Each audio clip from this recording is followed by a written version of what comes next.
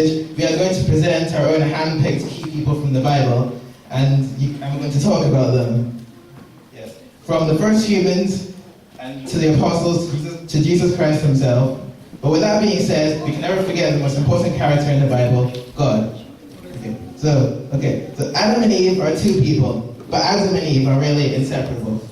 Even the Bible refers to them as one flesh, in recognition of them coming from the same flesh, Adam's, and being joined together in marital union. Adam and Eve are important because, according to the Bible, they are the first two people in the world, and from them comes everybody who has ever lived, like us.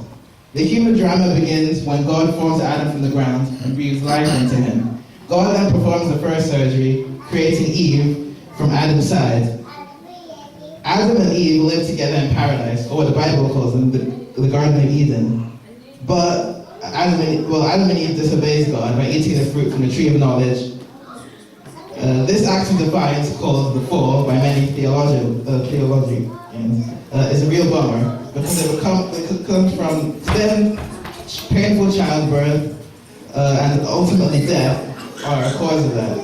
Moreover, Adam and Eve's disobedience introduced fear and alienation into humankind's formally perfect relationship with God from one another. As evidence of alienation, Adam and Eve's son, Cain, murders his brother, Abel. We pray, O God, arise, and give us the strength to ignore temptation. God is trying to ignore temptation.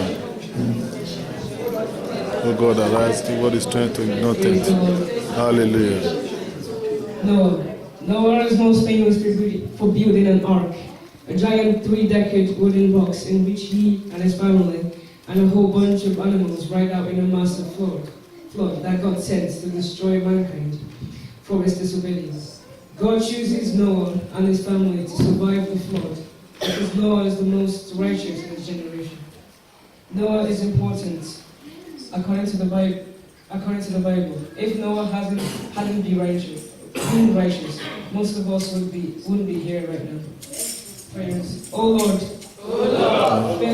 fill us with your righteousness. Fill us with your righteousness in the name of Jesus.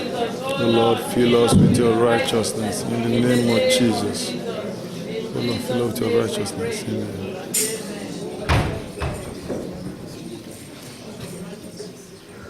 Amen.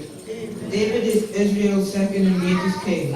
As a boy, David courageously defeats a mighty enemy warrior called Goliath with only a sling and a stone. As a man, David conquers all Israel's enemies and begins the dynasty that would rule Jerusalem for nearly 500 years. But not all the news surrounding David is good. David perpetrates one of the Bible's most heinous crimes.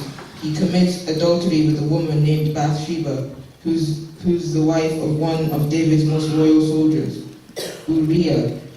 Then, to cover up the crime, David has Uriah killed. In David's favor, when the prophet Samuel confronts David with his sin, David repents. Moreover, in God's favor, God forgives David for his sin, but not without punishing David for his crime. Beyond David's royal exploits and indiscretions, he's credited with writing many of ancient Israel's worship songs, which you can read in the book of Psalms. And Jesus, well, the New Testament is a story of Jesus, and it's as fascinating as it is inspiring. Born and raised in the backwaters, you could say, of the Roman Empire, Jesus begins a religious movement that eventually overtakes the empire. According to the New Testament, Jesus the Messiah, and the Anointed One, or in Greek it's called Christos, the promised deliverer of Israel, whose death on the cross brings deliverance from sin, and whose eventual return to the earth will bring deliverance from oppression by ushering in God's kingdom. Jesus' message of caring for the downtrodden, extending kindness to strangers, and loving one's enemy is still unrivaled for its profound insight and penetrating simplicity. By the power in the blood of Jesus, we pray. Give us the wisdom to follow Jesus' teachings in the name of Jesus.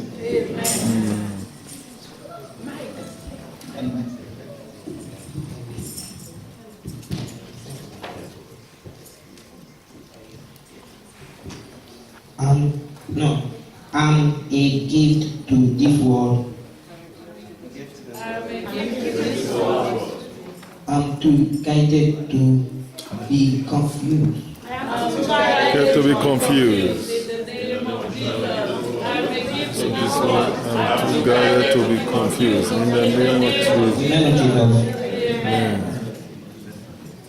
I cannot fail. I cannot fail. Because Christ, he never failed. Because Christ never failed. In the name of Jesus. I cannot fail because Christ never failed. In the name of Jesus.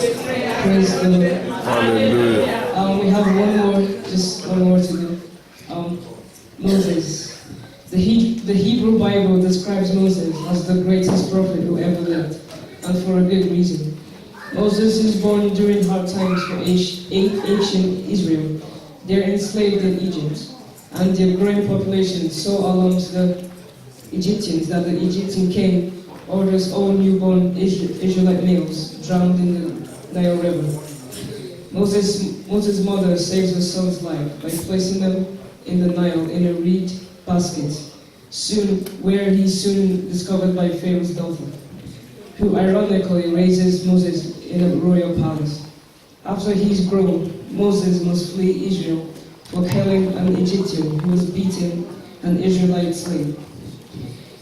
Eventually, God returns to Moses in a burning bush and tells him that he must return to Egypt to deliver the Israelites from their slavery.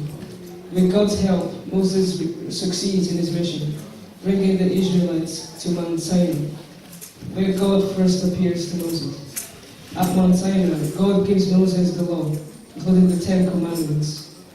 Moses eventually leads the Israelites to the edge of their promised land, ancient Canaan, later Israel, where he dies at the ripe age of 120.